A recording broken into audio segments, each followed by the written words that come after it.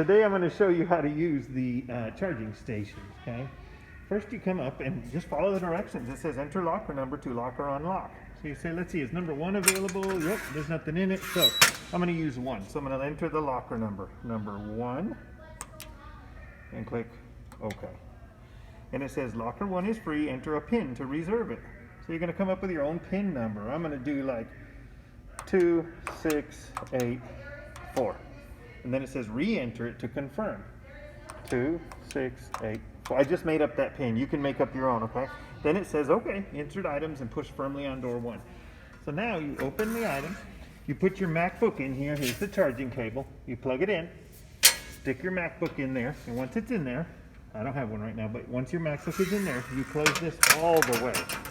Okay, press firmly and look, it's locked. It can't be opened.